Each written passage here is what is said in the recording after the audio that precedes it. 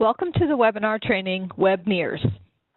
This webinar has been developed to increase your understanding where the data collected from program participants goes and provide guidance on the use of these data from the perspective of the frontline staff. My name is Michelle Scott Pierce. I'm an Extension Associate for Cornell University. If you have any questions, comments, or concerns, please do not hesitate to share them with your local supervisor, regional coordinator, or send questions to me via email at mls63@cornell.edu. I have added my contact information to the final slide in this presentation.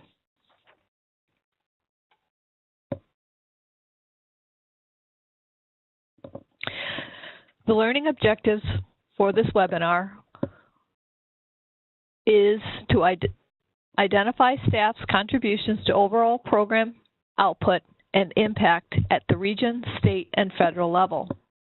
As a result of participating in the session today, you will be able to identify your own contributions to the overall program output and impact for yourself, for your county, for your region, and for the state as a whole.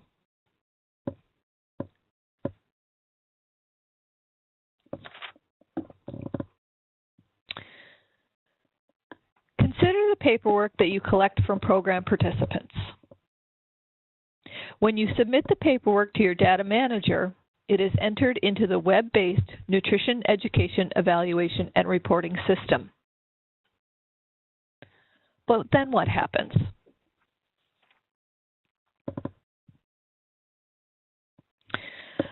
WebNEERS has 3 unique user levels. These levels are the region level, which is where all of your program data is entered. You are able to log into the system at this level and see individual identifiable information on program participants, youth, and volunteered as it is entered into the system. The institute level is the university or state level data. At this level, we are unable to see the individual identifiable information, but rather only an aggregate of the information that's contained in the system.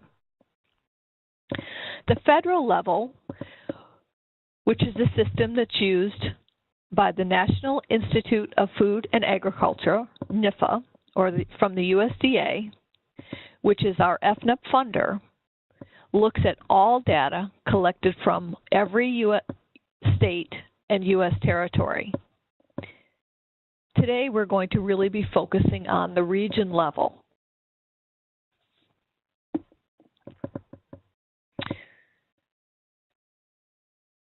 WebNEERS at the region level has, again, the individual identifiable information from your program participants. The data that you collect, once entered into WebNEERS, serves several purposes. The first purpose is the preparation of the diagnostic reports that you use with your program participants. The second purpose is to assist in program management. Your own management of the data, your local supervisor, your regional coordinator, as well as the state, to look and see how you're doing towards enrollment targets and contributing to the targets for the overall state program. We are now going to access the WebNEERS data so that you can see what the screen will look like as you log in.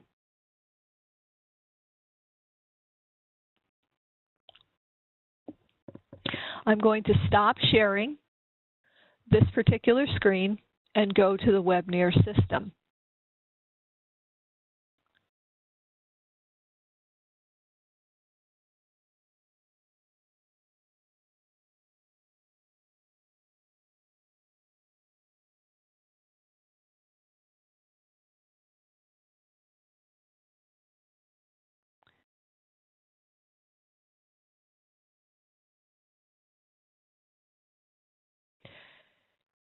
As you can see, we are now looking at the home page of the WebNEERS system as you would see it after you have logged in. You can see the adult section, you can see the youth group section, and you can see the staff section, as well as the annual program updates. Any link that is in blue is accessible to you so that you can actually go in and see the information. Many of you have just been added as users to WebNEERS, and you may not have a lot of experience, while others of you may have a great deal of experience, as you may have previous experience performing your own data entry. The range of experience is okay. During our time together, we'll be relying on the reports available in WebNEERS and pull out information to show you how to use the information for your own purposes. First, let's review the diagnostic reports. We're going to manage recalls.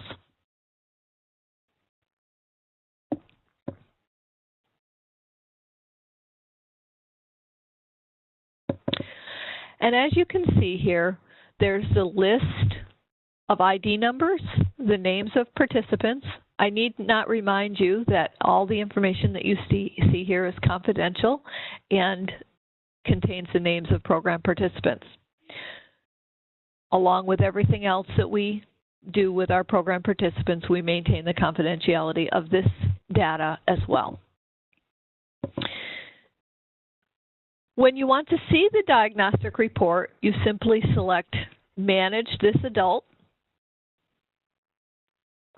It's going to bring you to a screen that allows you to see if the person, when the recall was collected, if the person is pregnant or nursing, what type it is, and the number of meals that the participant consumed.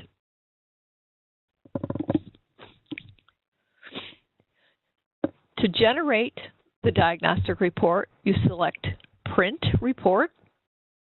You're going to get a pop-up screen, as you can see here in the middle of the screen, that allows you to generate the one-day recall report on screen or as a PDF.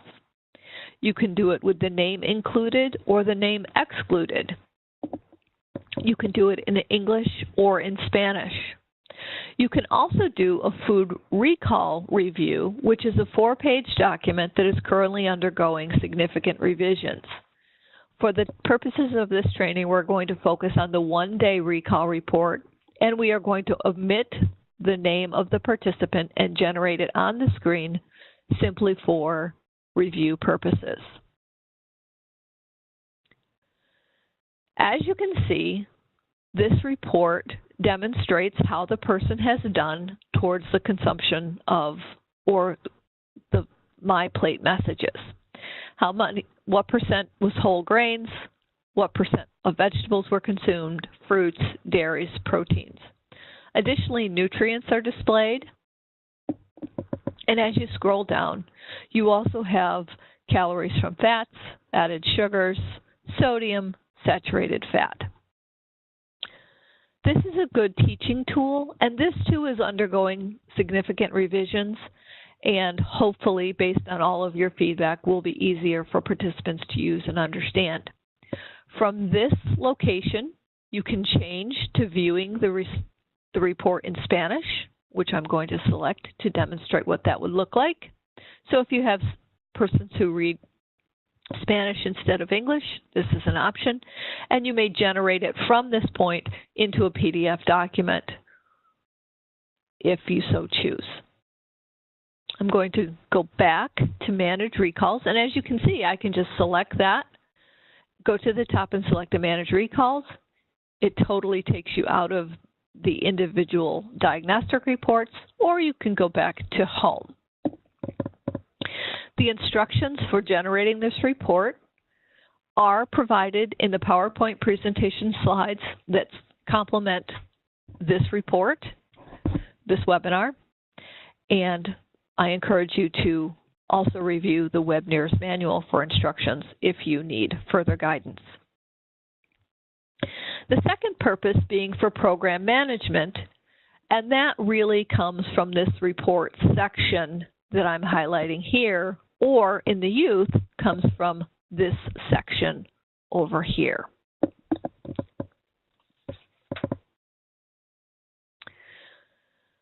The list of families by staff member, and again I'm going to select this, can be generated a number of different ways. For the purposes of managing your participants, it is best for you to go ahead and select either all adults, leaving it as a default, or to move down and select FNEP only. FNEP only filter is used when you're trying to identify the number of participants you have reached who actually qualify for the program. We know that participants are engaged in education that don't always qualify for our program, and of course we would never ask them to leave the room or not be involved in our program. However, for the purposes of caseload calculation and the numbers contributed to the statewide program, FNEP only are the participants you're going to be most interested in. Your begin date and end date can change. As you can see on the screen, this actually covers the 10/1/2014 through 9/30/2015, which is this program year. You may actually want to change those dates because you want to see a shorter period of time or a specific period of time. You can do that by typing the date. And for the purposes of this display, I'm just going to change that, 12/31/2014. Or you can choose to do so on the calendar icon. Then you're going to want to change to list only your particular name. And so I'm going to choose one particular staff person from the metropolitan region to demonstrate this activity. You can choose program status, so you want to see all of your participants, active participants only, graduates only, terminated only. You can make that choice. My recommendation is you do all so that you can see the status of how your program participants, where your program participants are. You may sort by ID or by name. And that's a personal preference. The list of families itself contains only the name and contact information as well as the status of the program participant. The detailed list provides the name, contact information, address, as well as additional details. Or you can do the detailed list removing names, addresses, and phone numbers. For the purposes of this display, we're going to do the detailed list removing all of these personal identifiers. Select Submit, and you can see quickly that this staff person, ID number, what the staff person's name is, has 69 participants who are FNEP only. Let's take a look at what the report looks like. Select Preview. It will display on the screen. While looking at the screen, you can see what the ID number is, what the group name is, what the gender of the participant is, if they're pregnant, breastfeeding, what their age is, their education level, their race, if it is identified, their ethnicity, if identified, program monthly income, where they live, their entry date, the total number of kids they are reporting, the total in the family, the number of lessons that they've received, and as you scroll over, the number of sessions, number of hours, exit date, status, if they have an entry recall, an exit recall, if they have how many total recalls they have, checklist, the same thing, and then you can see the subgroups that they're involved in, any public assistance that they have, and if they've added any new public assistance. Finally, you can see at the bottom how many participants, again 69, we knew that from the previous screen, how many are continuing, how many have graduated, how many have terminated, how many lessons total this staff person has delivered, how many sessions, and how many contact hours. I want to bring to your attention these little up and down arrows. You can choose those and it will sort any of these data by the selection that you make. So we have the youngest to the oldest, education, race, etc. So there's a lot of manipulation that you can do on screen, or you can download it as a PDF so that you can actually make circles, or if you want to follow up on somebody, that kind of thing, you can do that. Returning to the home screen, again, select the breadcrumb or the link at the top just below the WebNEERS icon. In the list of families, well, I have gone back to the main screen. I want to remind you that you will be asked to complete a worksheet or a document to help ensure that you are familiar and comfortable with finding information about your families. And 3 questions are asked from the list of families. How many eligible adults have you enrolled? How many eligible adults have you graduated? Then it's also asking, do you know what your enrollment goal is? If yes, what is it? And then how are your numbers? It's asking you to do a personal assessment. So in the example that we just did, we are going to repeat that. We're going to select the FNEP only. We're going to leave the time period as it was. We're going to scroll down to find the staff member we were just examining. We're going to have all by ID, detailed list removing identifiers, select submit, and in this particular instance, we can see that this particular staff person has 69 eligible adults.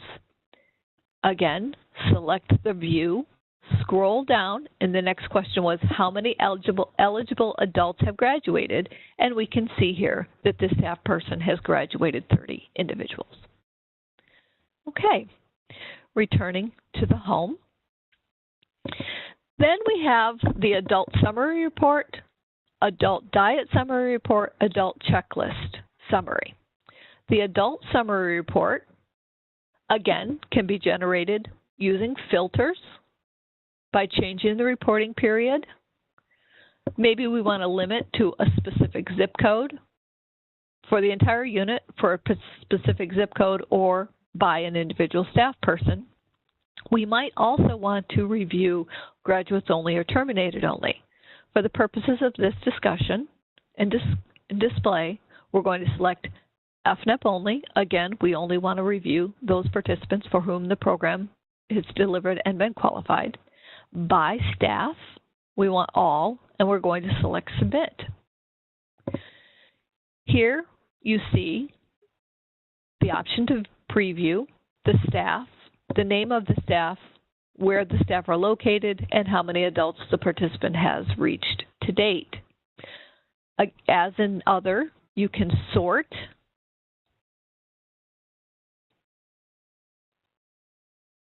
Okay. Again, for the purposes of this display, we're going to preview the report.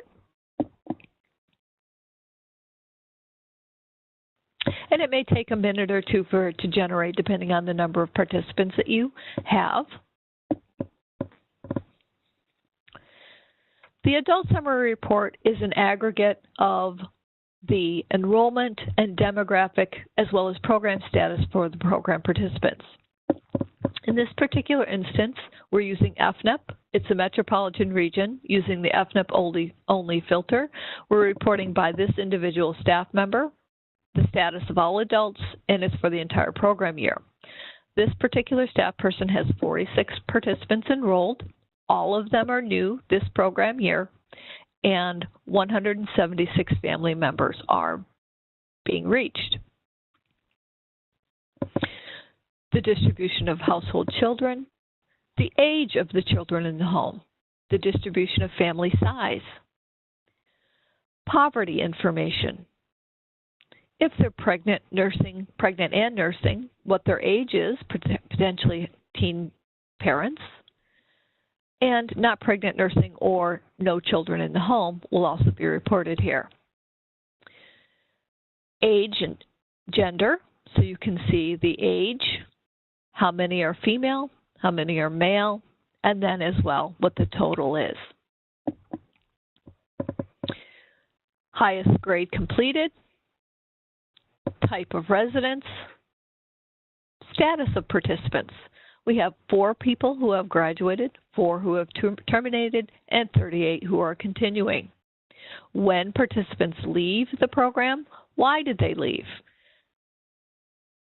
If this category, other, not other obligations, but the one above that, is higher or a higher percentage, I encourage you to go back and try and figure out why the participants actually left the program. Months in the program. So if you have anybody up here in the 13 to 15 or 16 or up, these are participants that probably need to be terminated. The type of education, in this particular instance, all work group. Distribution of lesson type. So if they completed the program, when did they complete 1 to 6 lessons, 7 to 12 lessons? Okay. Exited before they completed. Distribution of lessons. Distribution for those who before objectives or terminated. Contact hours. What their race and by race and ethnicity is, by gender, as well as the total. Gender by race, ethnic characteristics. Public assistance. Race subcategories. And then an assessment of the subgroups that were used. This is a good way to get a really good picture of the demographics of the program participants that you are reaching.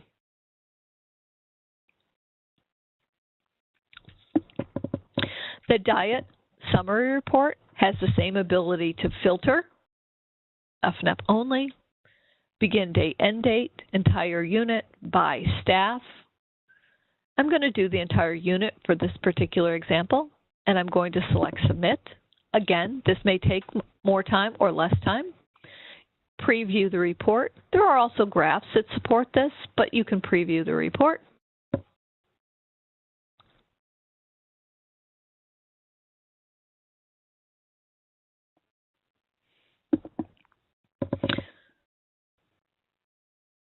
And the report is generating. And you can tell that because this little icon is going in the circle.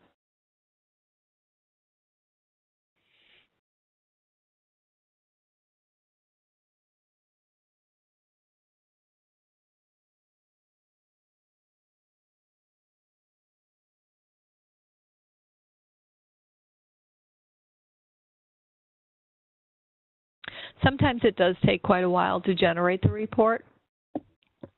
Don't be concerned if it takes a long time, as long as that little icon continues to circle.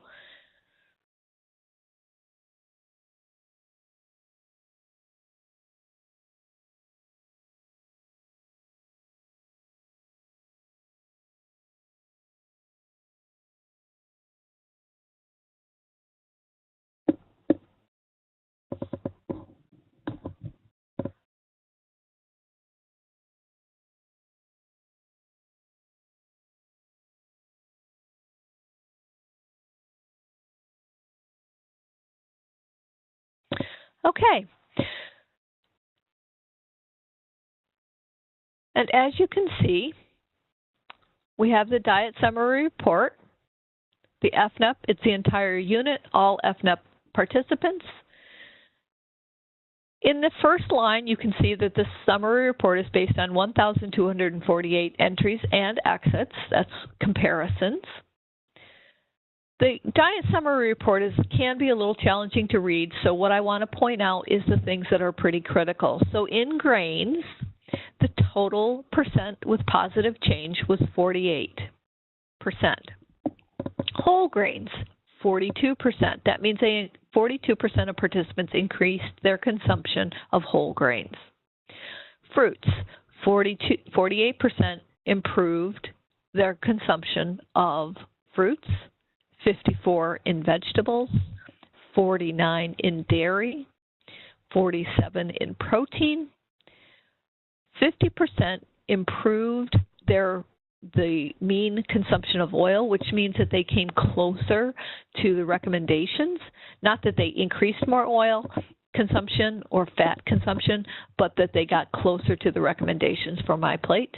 The same with solid fats, 59%. And 94.7 improved in at least one measure. Moving down, we can see that when comparing fruit and vegetables together, the mean at entry was 2.4, the mean at exit was 2.7.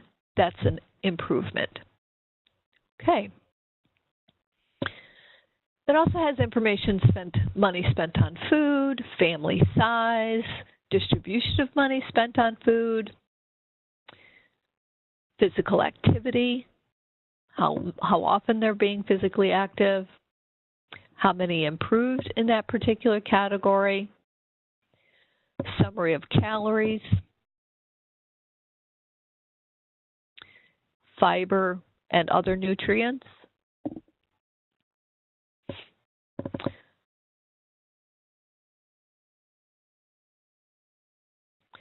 and assessment towards the Healthy Eating Index. Okay. So I encourage you to take a look at this, but the information actually is easier to see in terms of behavior change when we look at the adult checklist summary. I'm going to go ahead and generate the adult checklist summary. I'm again using the FNEP only filter, leaving it for the entire year. I'm going to do by staff, select submit.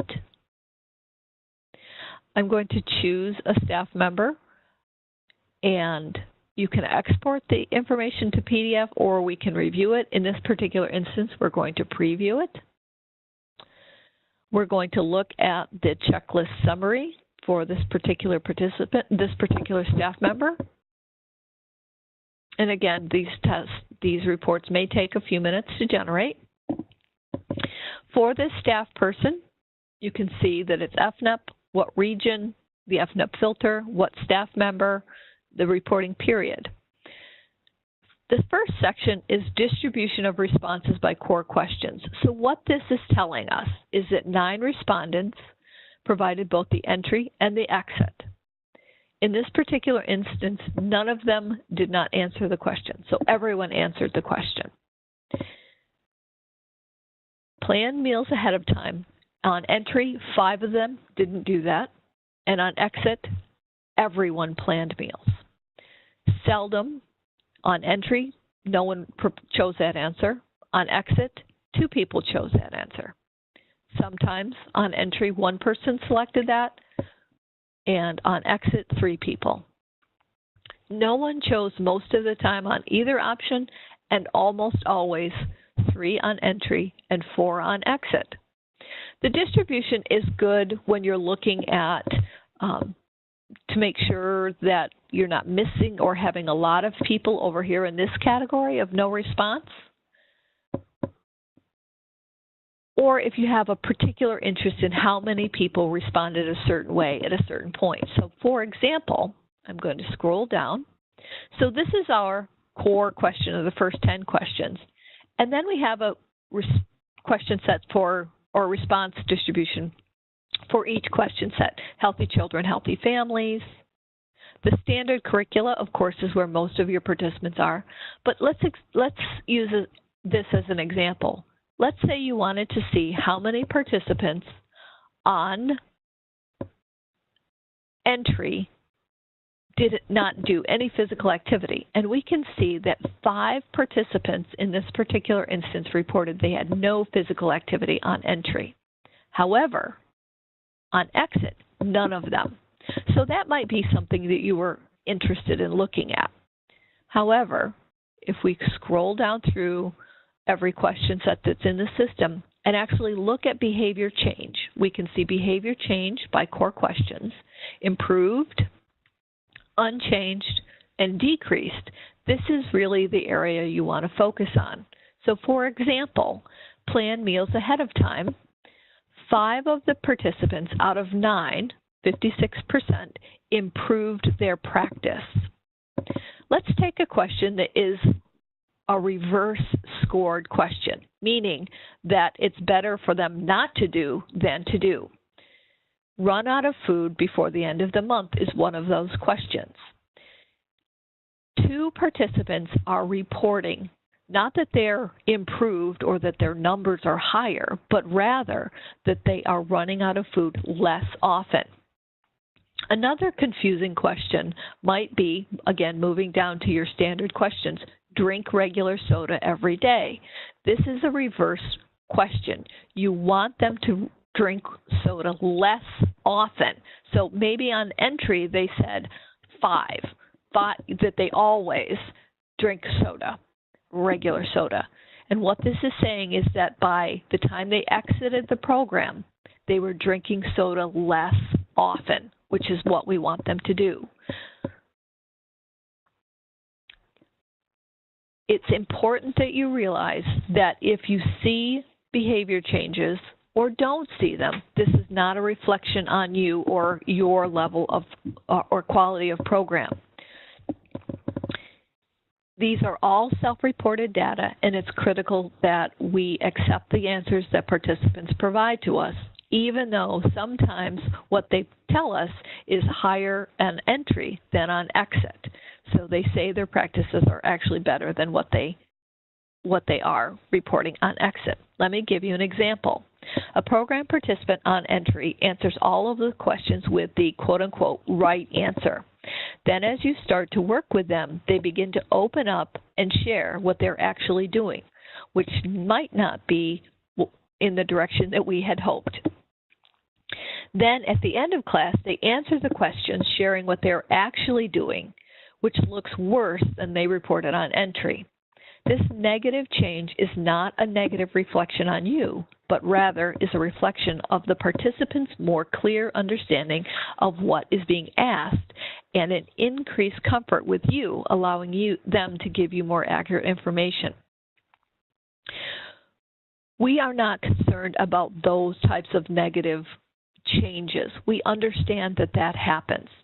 We become concerned when all participants improve in all areas. If the participants are all answering the questions the quote-unquote best way on exit, even though that might be a negative movement, we are satisfied with that result. What I mean to say by that is that if a participant's answers are their answers, even with negative responses or negative movement, we are satisfied that that's an accurate reflection of true programming happening across the state.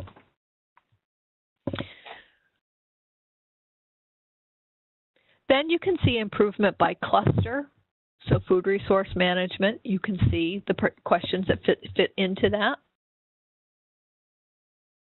And the exit. Going back to remembering that I'm going to ask you to review this information for yourself and answer your questions, I'm going to read a couple of the questions and then show you where you would find that information. I'm going to scroll back up to the behavior change section. Again, I'm not going to ask you to look at distribution, but I encourage you to do that. The one question you will be asked to answer is, how many adults have you reached that have completed both an entry and an exit behavior checklist? That information you can find here. So in this particular instance, 9, number of responses. What percentage of your participants are now planning meals more often? Plan meals ahead. In this particular instance, 5 participants, or 56%. What percentage of your participants have decreased the amount of soda that they are drinking? We're going to scroll down to the decreasing soda. Drink soda regularly. 4 participants, or 44%, have decreased their soda consumption. What percentage of your participants have improved the frequency of eating together as a family? Let's see. Finding family meals. 9 participants, and none of them reported to have improved. 9 of them are unchanged. Well, let's figure out what's going on. We're going to scroll back up to this distribution of the basic questions, family meals. Everyone is always eating meals together. So of course you're not going to have any change. This is what's called a ceiling effect. So that's not a bad reflection on your programming, but rather the fact that our participants are actually doing what we would want them to do. I'm going to return to the home screen and provide 3 more reviews. We have the group list, which is our youth group list. You can do it by ID or by name, submit, and you can see the youth groups, the names of the groups, contact information, and who the leaders are. Again, you can sort and filter this information. Unfortunately, this report does not sort or filter by individual staff. The youth summary report, much like the adult summary report, is an aggregate of the information in the system of the demographic characteristics. We're going to select all youth groups, the date, and submit. Again, this report is not generated by individual staff, but rather is an assessment by the entire unit. In this particular instance, 36 groups have been reached, 657 participants, and the male and female breakdown is provided. How many have graduated, number of lessons and sessions, what the grades are, the grade category, where they live, race, ethnicity breakdown, any other delivery modes, additional information by delivery mode, subgroups, filters, and additional program information. Moving back to the home screen, and the youth checklist summary report, the same thing. Select submit. And this is the assessment, much like the adults, that demonstrates the display by response. We don't, in New York State, use the kindergarten through 2nd grade, so the first we're going to see is the distribution by 3rd to 5th grade. You can see how many entries and exits, what their responses were. For 3rd, 6th through 8th, 9th through 12th, and then you can see the behavior change. 3rd, improved, unchanged, decreased. Again, we don't expect all participants to make improvements, but rather expect participants to respond with their own answers.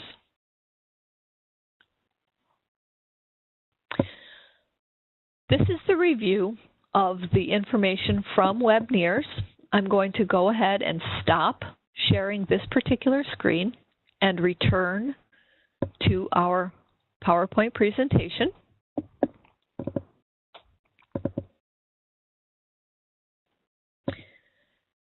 Using the information from your own reports, using the steps that have been provided and demonstrated here, complete the Program Management Examining Your Numbers handout that accompanies this training.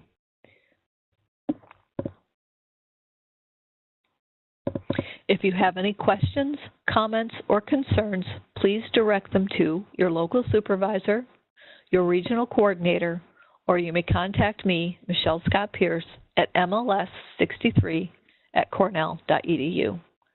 I want to thank you for your time, and I welcome any questions, comments, or concerns you may have. Thank you.